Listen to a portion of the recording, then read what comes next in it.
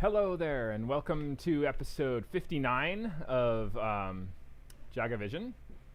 So there we go. Okay, so we're correct now. I've reset up the screen. This is it. This is Spearmint, Fireweed, and Cinnamon. We're going to be joined by Sherri Anne today. I'm your host, Nyberg, co-owner of JagaSilk.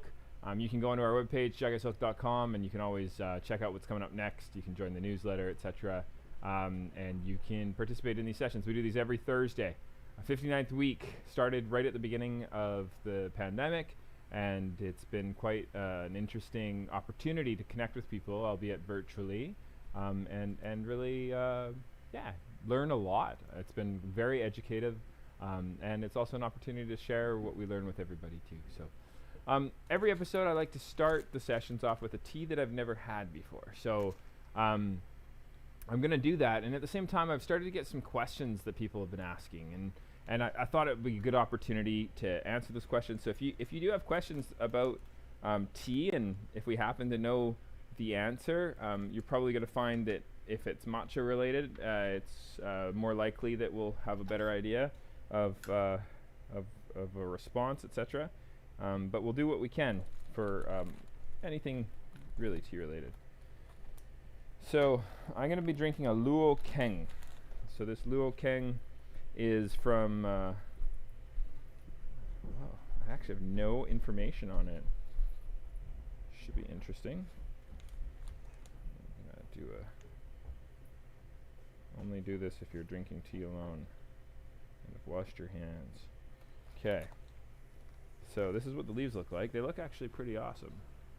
This is from a farmer that has a garden in Yellow Mountain in China, and we like to buy from her not necessarily the teas that she grows. She's also, like our friends that own the Doak estate, really well connected with other farmers, and she seems to have a really good palate, and she sends us just so many teas. We got this, she sent us 48 different teas recently, on top of some teas that she'd sent us earlier in the year, and some of them are ones that she's grown, but the majority of them are not, and this one she did not grow. It smells amazing, like raisins. It actually reminds me a little bit of that Toklai that we get out of India, even though this is a Chinese origin tea. Gonna do a 3.5 gram dose. I'm going to do 210 grams of boiling water, and I kind of like to set a timer for 3.5 minutes, and this is kind of just my standard brew setting that I use for crimson teas, or what we call black teas in North America. So 210 grams. It smells like plums and cassis and raisins. Pretty glorious smell. Let's see what happens when we brew this up. So one of the questions that has come in is somebody was trying to get me to explain what umami is. I mean, you can always just Google that and get a response. You know, that it's like the sense, the other sense on our, you know, it's either salty, there's sweet, there's bitter, and you know, umami is just another sense. The word is Japanese. You know, you'll also find that it's used a lot in cooking. People try to engage with umami when they're using fish bones or chicken stock or that kind of thing to bring out depth of flavor in a soup or in a dish. When we're talking about umami though in tea, we are also talking about that kind of vegetal quality, that kind of deep, rich flavor. And in Japanese teas, it's actually a really sought after characteristic. It's part of the whole overall flavor journey. And it's also something that's really easy to sort of miss out on if you're not taking care of your teas very well. And we've noticed, for example, with matcha, that if we mill our teas, that umami gets lost pretty fast. I would say it's the first thing that decays and lets you know that your tea perhaps is not as fresh as you'd like it to be. And it really does take away from that overall sense of richness in a tea. Also, we've been milling our own matcha now since October 2018. And we definitely notice that if we mill where the plates are above 30 degrees centigrade, there's a more likely you're going to start to see this overall sort of reduction in overall umami sort of presence. And when we mill with the plates kept at a cooler temperature, something closer to room temperature, in that 20 to 24 degrees centigrade realm here in Victoria, we're finding that we preserve that umami a lot better, and we get a richer, fuller flavor out of our tea. We also notice that even when the package is sealed, cool, dark, dry place, 6 to 9 months later, depending on the fragility of the leaves, you're definitely sensing a decay in that umami. And you can still have a really nice tasting tea, but you definitely note that there's going to be definitely a flavor degradation, and it begins with that disintegration of that background depth of flavor. So it's something you really notice is missing. It's not like, like some of the flavor, like the volatile oils will actually oxidize and you get this like old oil flavor, and it's quite unpleasant. I think that a lack of umami just kind of tastes like, especially with Japanese teas, it's almost like you're just getting a lower quality version of that tea. There's like a noticeable lack of depth. They bring out more and more flavor, or more and more umami on purpose sometimes, to the point where it can actually get quite overwhelming. A lot of Japanese tea farmers get so obsessed with extracting as much or sort of adding that note through the use or the overuse of fertilization, that you end up getting a very almost too rich flavor, and it can actually take away from flavor complexity. Just like when you make something too salty or too bitter or too sweet, there's such thing as too much umami. Okay, so I have a Luo Keng. We're trying to decide right now what tea we should be bringing in for our next full leaf crimson. There's a lot of amazing options. Right now we have a Keeman Zuyazong by a farmer named Cao Fei, and in our reserve program we have a Keeman as well from a different farmer, Mr. Feng. Mr. Feng's selection is noticeably higher grade, but the Cao Fei selection is just a solid tea that we feel really good about sharing with our and selling to our wholesale clients.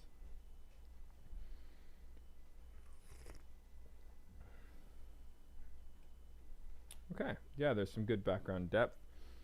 I'm noticing though, and this could be my water, is that a lot of the selections that I've been tasting over the past few days from this farmer in Yellow Mountain are great aromatics, really interesting and potentially rich mouthfeel, but there's something lacking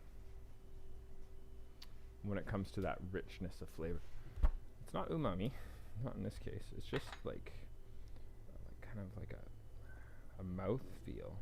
I'm gonna see if I can't extract a little bit more out of these leaves. This is cheating. I wouldn't normally do this if I was brewing for a customer, and it's something that I kind of experiment with when I'm brewing for myself. So I will throw everything back in on top of the leaves and try and see sort of a sneak preview of what it might be like if I were to have brewed for a full 4 minutes instead of stopping the extraction at 3.5. And it could just be like that the tea is just not cool enough for me to really taste it. When things are too hot or too cold, it's harder for your palate to pick up on flavor complexity, and I think it can interfere with your sense of texture too, because your body's pretty careful about not burning itself, so there's like a whole thing.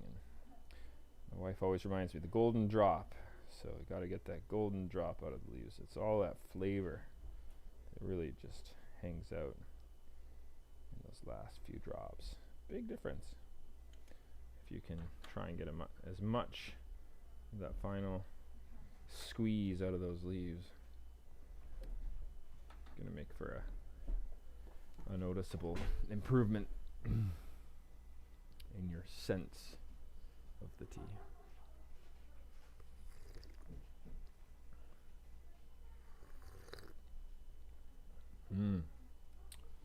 Yeah, that's a lot better at 4 minutes. I think that, yeah, it's really nice. I think that if I was to go and choose my next tea, though, I don't think this would be it. It could be, but it's just, I think I want something that's just a little bit richer, or like a little bit more going on. But it might do the trick. This again, it's hard to know because sometimes it's water. I noticed that in the mornings, this happened when we first opened up the tea bar. We would be making tea for people before, before things really got going for the day. And they would, the tea just wasn't there. Like I'd be cupping it at the end of the day, the previous day, and I'd just be blown away at how good it tastes. And then I'd go and I'd make a tea with it, and suddenly, like the water in the morning, and it just was so lackluster. And so the mornings definitely were worse than the evenings. Trying to isolate why, we came up with this idea, this hypothesis that we were able to prove through trial and error, at least internally, and that was that water from taps that hadn't had a chance to really run and get a good amount of oxygen in them really seemed to impact the extraction. You know what, that's actually really nice, especially as it cools. And I think I really need to take that into consideration. Probably what's been going on for the last couple days here is I've just been too animated, too actively wanting to decide on the next tea, that I'm not giving it a chance to really present itself to me properly.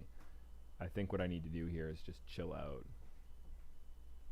let the tea speak, so to speak, and make that call from there. Because now I'm tasting texture. Now I'm getting a nice creaminess to this flavor dynamic. Yeah, that's really good. So a Luo King. I've never actually heard of this particular style before. It'll be interesting to research and decide if this is the right tea, but it just might be. This might be the tea for us. But yeah, right now, if you were to go on our webpage and look up a nice full leaf crimson tea, you'd be looking for that Keeman Zuyazong by Cao Fei.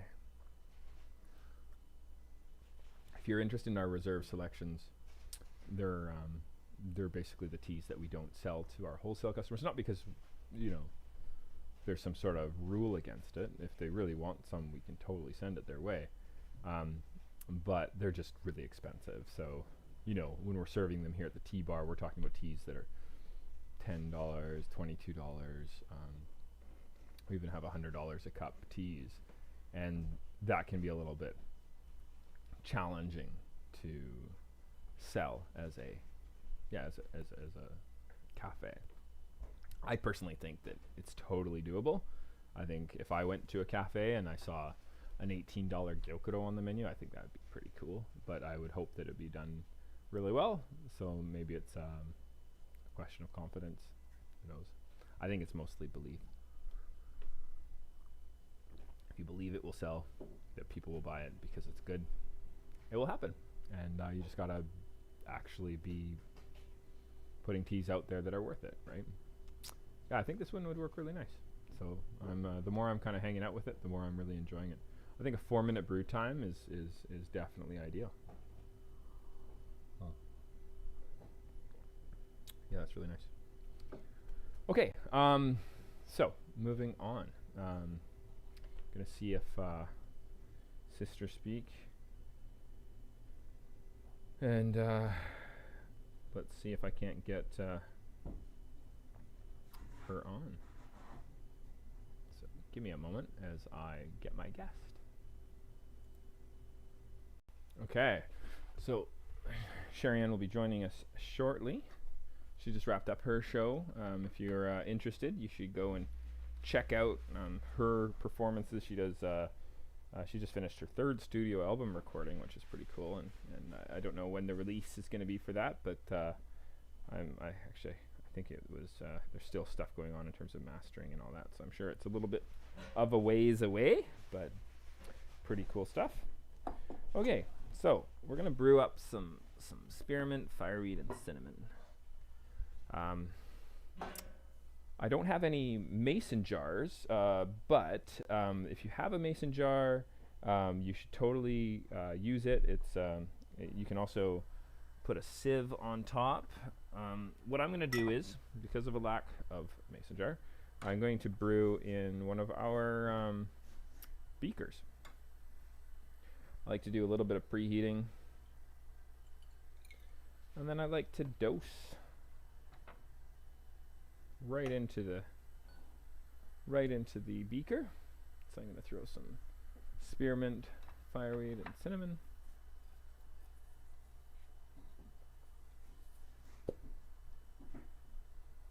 And then I like to dose 4 grams for every 240 mils. Smells so good. You know, when we're putting together our herbal blends, one thing that we like to do is we like to drink them dissected. So we'll say if it's, get this idea that we're in spearmint, fireweed, cinnamon, and the one that's going to be following this one, the idea is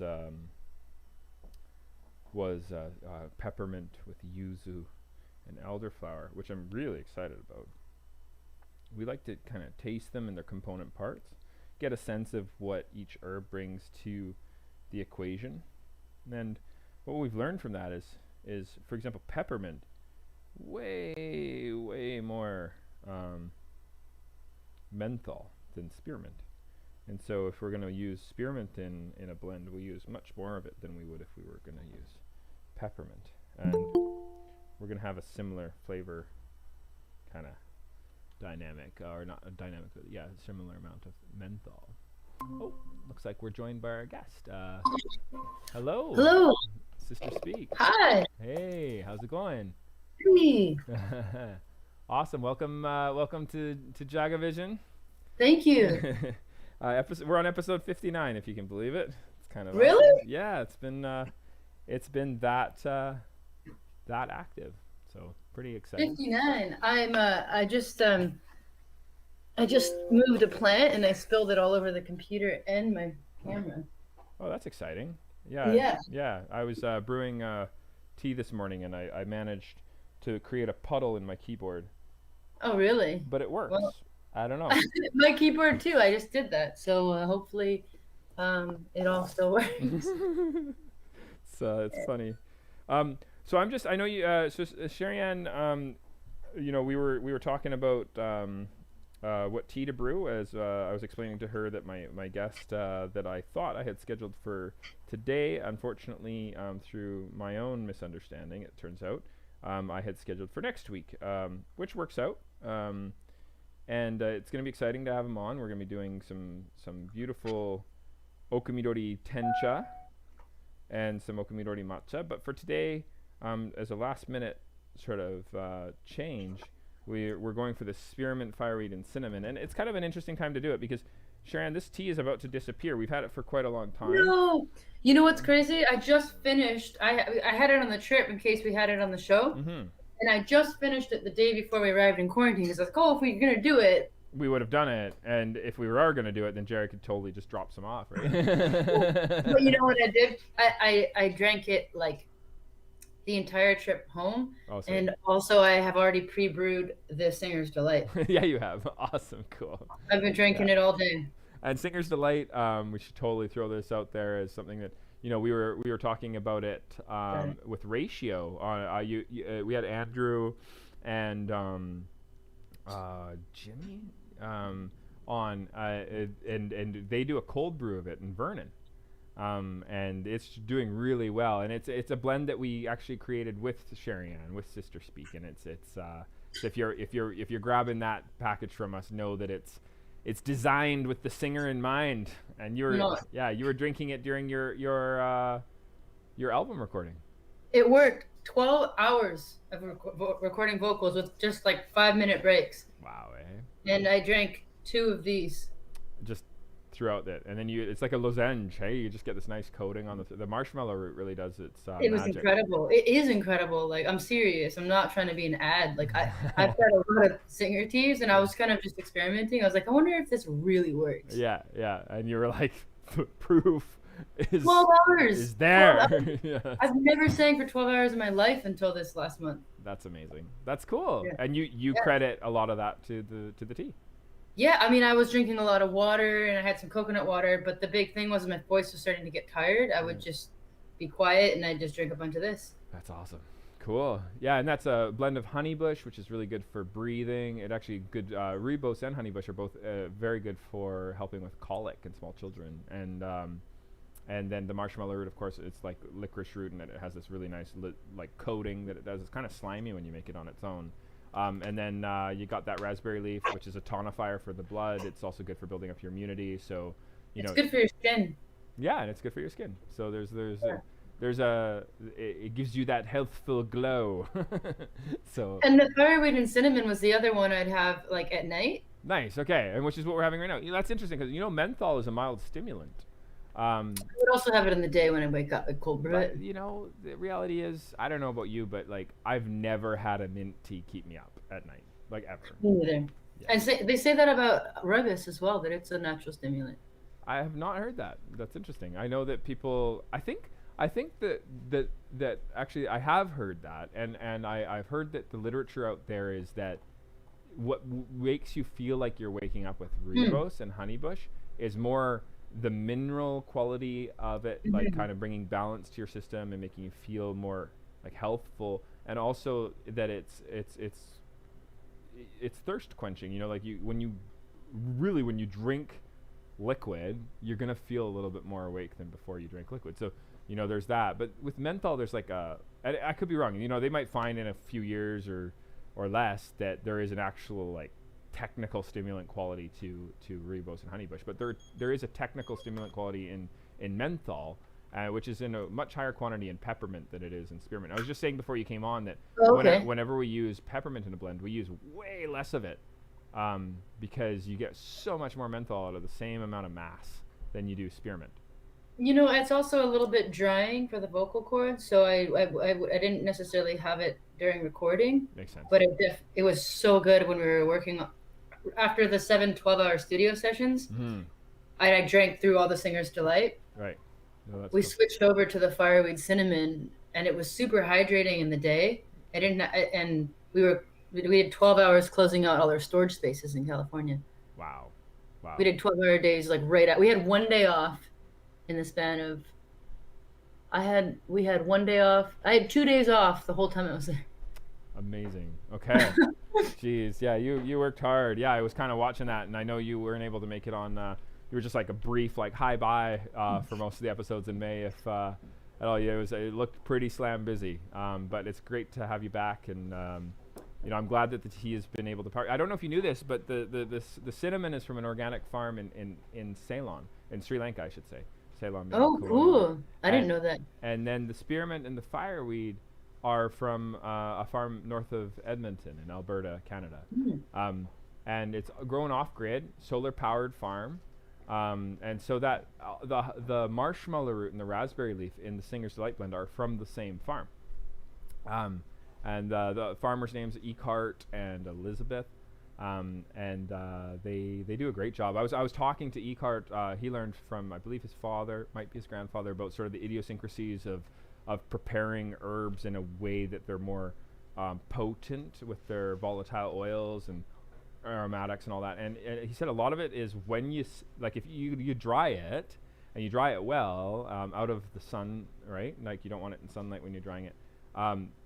But he says what often happens is people will seal the herbs too soon after the drying process, and it will really transform it in a way that really dulls it, and you get this really dull herb as a result. And a lot of the peppermint we used to buy out of Oregon, and Oregon is the biggest producer of organic peppermint in the world as far as I know.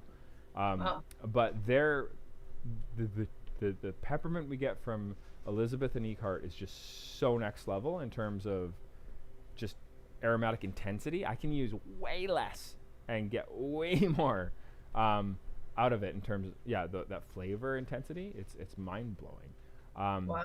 Yeah, but this is a spearmint that they grow. The fireweed is something that grows wild on their certified organic land, and so they're able to in Edmonton, north of Edmonton. Yeah, north of Edmonton, and it's indigenous to the area. It's been enjoyed by indigenous peoples since time immemorial, and it was really cool to have them be able to harvest this for us. They've tried to bring this out there, but the sort of desire from other companies for fireweed was not really there, and so for a while they kind of took it off their roster. And we actually spoke up and said, hey, we noticed you used to have fireweed. Are you able to get it for us again? And they actually harvested this just for JagaSilk.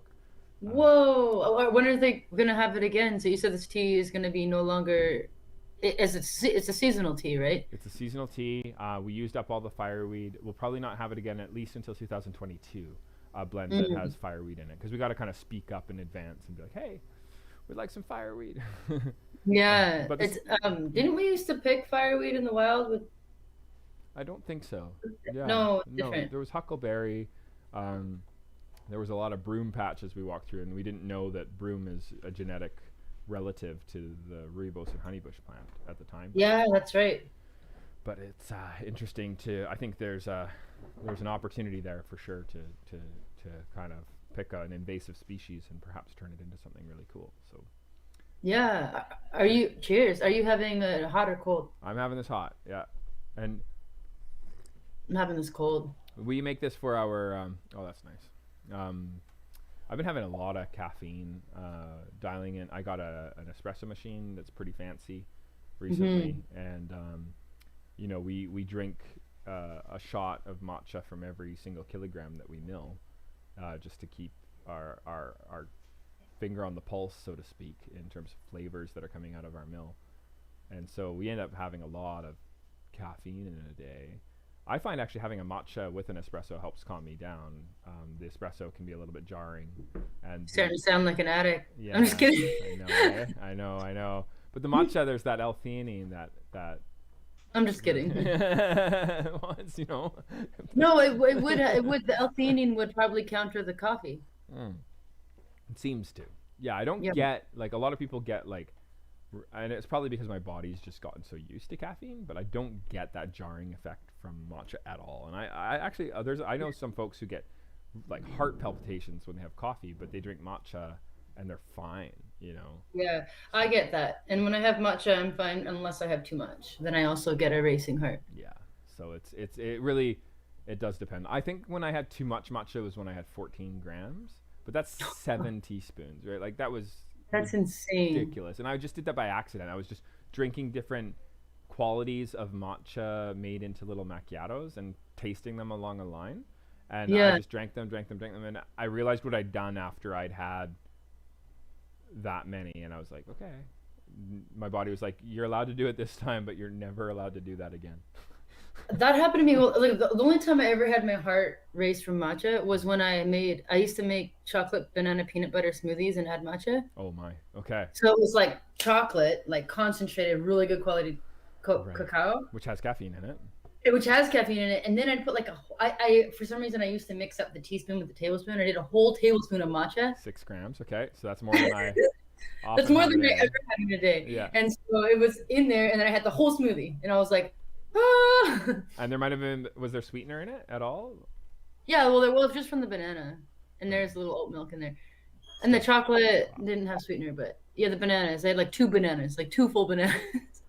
Sometimes that's just like a spike of just overall nutrition in the system too. That can, especially if you're hungry with something like that, and if you slam it. It was like my morning breakfast. Yeah. Right. I was like, I had this happen to me like 5 times. I was like, what's going on? What's wrong with me? And I was like sweating. Oh my God. Yeah. I was like, oh my God, this is so ridiculous now. Because I was using up some older You know, matcha in the smoothie. and chocolate can do it too. You know, like I you can know, just the totally chocolate overdo it. alone. I know that I'm actually in a place right now where my body's like, no chocolate for a while, Jared. Not allowed. You overdid it, and so I did. I overdid it, and Mu's been having these beautiful chocolate almonds, and she's like, "You want some?" I'm like, "I'm gonna hold off." You know, I think they're delicious, but it's just not for me right now. I've had that too. I've had to take a break from chocolate. I love it, but like, yeah. We you know, whenever we're putting together these blends, and kind of like the topic I have in place on this session was talking about when I kind of tweeted about it was just that I talk a little bit about just the whole process of blending, and I thought maybe it would be interesting for you to know, like, you know, you were there for it too, I think, when we were putting together the honey bush marshmallow raspberry leaf. Yeah, the it's singer cool. story. I made it for you in its component parts as well, right? Like you were able to taste. Mm. You've had the honey bush on its own, of course, but you tried the marshmallow root and the raspberry leaf on its own as well, right? Yeah. Yeah, and it's interesting, right? The marshmallow on its own, I didn't try it, but the raspberry I did, and the honey bush. Okay, yeah. So the raspberry leaf on its own was delicious, right? And I mean, Yeah. there's a part of me that kind of like is drawn to simplicity, and I think with herbal teas, I kind of cheat a little bit in that I do not just go like one component part. That's it. You know, I go like, you know what? It's kind of, and I think what it's actually opened up more doors than closed them. Like I remember when we were doing this kava kava and anise hyssop. Anise hyssop, honestly, you could totally drink that on its own. Be I've had that. delicious. It's amazing. Not to be confused with hyssop. Oh, I've just had anise. In Europe, they sell a lot. It just says anise as the ingredient, and it's just in a tea bag. But like, I just because same thing in South America. anise is a spice. It's used a lot in like chais and stuff like that. And the reason why they say anise hyssop is it's actually only like it's native to the North America. And hyssop though is grown all over, and you see it a lot in European teas. Anise hyssop is also sometimes called Augustasi, I think. I'm sorry if I'm wrong with that. It starts with an AU. And then there's also, it's sometimes called great hyssop. And it's a relative of the mint plant, the mint family. It's delicious, and it's full-bodied, amazing. Try having kava kava someday. It's a little bit creamy, but not much else. You get a little bit of a tongue-numbing effect. And it's not, I don't know, it's nothing to write home about if you ask me. There's a beautiful ceremony that's done in the Pacific Islands that talks about it. But yeah, it's interesting to just be like, you know what happens if I use that kind of creamy backness of the kava kava as a background to kind of open up the anise hyssop so that I get like a fuller expression of flavor. Does that make sense? Yeah. It's like one on its own isn't quite gonna do it for sort of a flavor focused, at least the way we're making it. I'm sure there could be a way to make it amazing that we're just not aware of, but with our kind of constraints, we supply cafes, right, as a wholesaler. So they need to be able to brew an herbal tea in under 4 minutes. 4 minutes is already pushing it. Like if you think about it, if you're pre-brewing, and all of our customers pre-brew their teas, if you're pre-brewing the tea and you're asking somebody to wait 4 minutes, you know, it's a big ask in a high-octane environment. A little bit more understanding right now in the pandemic, but definitely before the pandemic, people were like faster, you know, they don't want to wait kind of thing. Anyway, so that actually brings me, that's a good segue into what we do with the mint teas is we actually make them a blend where you can make it the 4 minute style, which is what I'm drinking right now, really rich. You really taste the cinnamon, everything comes through really nicely. Or you can do what we call a fast bar tea, and you can actually do 30 seconds, 4 grams, and you can just do this quick blast of an infusion, and it fits the needs of those folks who are doing, like, say, a coffee cart or like a festival. And what they do is they actually just throw the tea onto a sieve like this, and then they just fill the cup and they let it sit in there for 30 seconds of contact time, or just if it takes 30 seconds to fill and they're just like it's touching the whole time as it's filling, then they're done. They just tap that into the compost, rinse out the sieve, and they're ready for the next tea kind of thing. So it's So how many grams then would you need? I do the same dose regardless of whether or not it's brew bar or fast bar with this tea. We can switch that up a bit with other teas, but And what temperature? generally we're planning around for the fast bar. It has to be hot water tower temperature, which is 90 degrees centigrade. And if it's not, then yeah, it just doesn't seem to work. So around 200 degrees Fahrenheit for those Fahrenheit folks. And that's just what hot water towers in cafes are set to. It's just what it is. And so to be able to just like pull from the hot water tower, 30 seconds, done, out the door. Like if you go to locally here in Victoria, if you go to any of the Bubby Roses locations, that's how they're making their teas. They're just putting onto a sieve, filling the cup, waiting 30 seconds from the beginning to fill, and then 30 seconds of contact time, tap it into their knock box, which is the name of the box where you knock out your coffee from the portafilter when you're making espresso. So you have a really easy access to sort of a compost. Yeah, and then they're ready to, they can have a very small workspace and produce tea very quickly while still kind of checking off the boxes that are really important, I think, for, a good tea program, which is, consistent because you're weighing everything. It's made before the customer leaves the shop, so they're not making it themselves. Like, not that people can't make tea themselves, but I don't understand why you see it's so normal for a cafe to give you the tea to make yourself. They're not really providing a service. Sometimes I feel like might as well just get hot water and just brew it myself, because what are they doing for me? Do you know what I mean? Does that make sense? Well, what I do sometimes when I'm traveling, I ran out of tea or something, and if I get a green tea, it's always made too hot, pretty much. Mm-hmm. So that's the one time where I ask, could I just get the tea bag on the side with a cup of hot water, please? Right. But what I guess as a wholesaler, I would love it if my tea, when it's served in a cafe, is fairly consistent, so that because you could drink a tea if you don't. You've been on the show over 55 times, and you've made a lot of tea in your day, and that's not true of everybody. And right. I think that what can happen very easily is that you're given a very good tea, but it's made very poorly because you put it in the water for just a moment and then you dropped it into the garbage because you're in a hurry, or you leave it in the cup and it over extracts, or they gave it to you in a tea bag, like one of those loose leaf tea bags, and they stuff it really full, and so the leaves don't have any room to expand and properly extract flavor. So there's like a kind of an inner core that's not really releasing any of those volatile oils. There's just so many things that can kind of go sideways when you give up that process. So yeah, the fireweed and the fireweed blend and the Singer's Delight, I find both taste delicious when you steep them for a long time, or short time. They can handle it. I mean, what happens with the spearmint, fireweed, and cinnamon when you let it go for a little bit longer is you get more of the cinnamon. And yeah, that's what I was gonna say. I can remember the taste of the cold brew right now. At first I taste the mint, and then I taste the cinnamon like a right. And then I feel like the fireweed bridges them together. Mm-hmm. Yeah, for sure. Yeah, I'm getting that. I find that when I I'm tasting the fireweed again. It's a good example of it.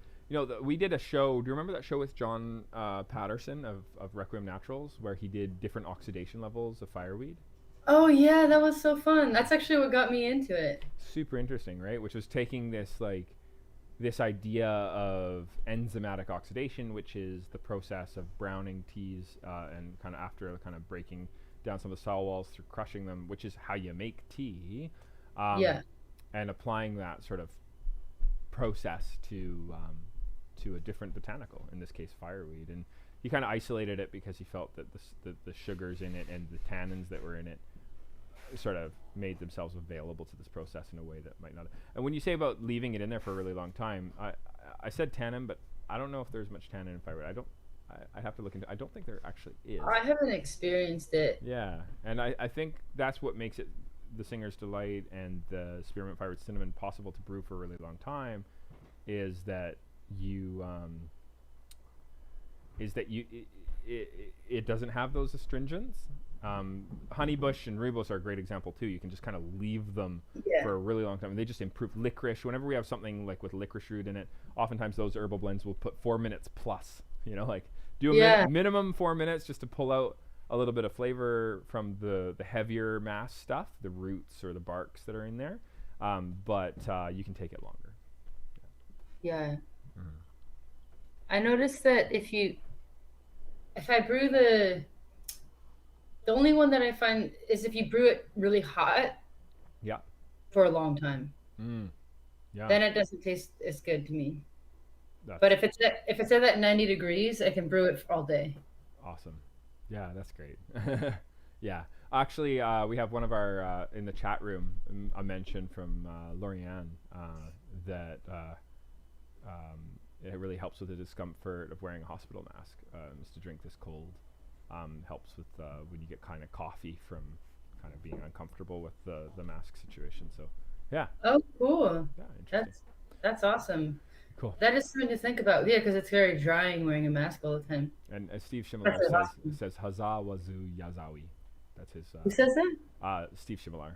Yeah. Thanks, Steve. Oh, I'm wearing JagaSilk on my shirt with a vinyl record player. Oh, that's awesome. Does it actually? JagaSilk. Yeah. This is so good. Jagaimo. Oh my goodness. Yeah, that needs to be the sort of, the JagaSilk music cross promotion thing happening there. Yeah. That's awesome. This is the shirt. This is from Berlin. Amazing. Cool. I think we could get a picture of Jaga on your record player. Oh, it needs to happen. It needs to happen. Okay. Yeah. So I don't know if you had anything you wanted to add about the conversation with Spearmint, Fireweed, and Cinnamon. We're coming up to the end of the episode today. But maybe you can some final comments before we say goodbye. I have so many things I want to say to Steve in like another language that I want to make up and create on the spot. Kazow! Kazow! That's okay. If people want to find you, they can go to sisterspeakmusic.com or they can go to patreon.com/sisterspeak and great show today, by the way.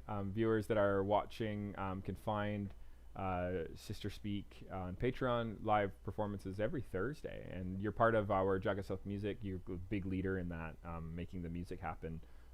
Final Fridays, which looking forward to it. Hey, it's gonna be cool to have less restrictions and be able to talk about it a little bit more.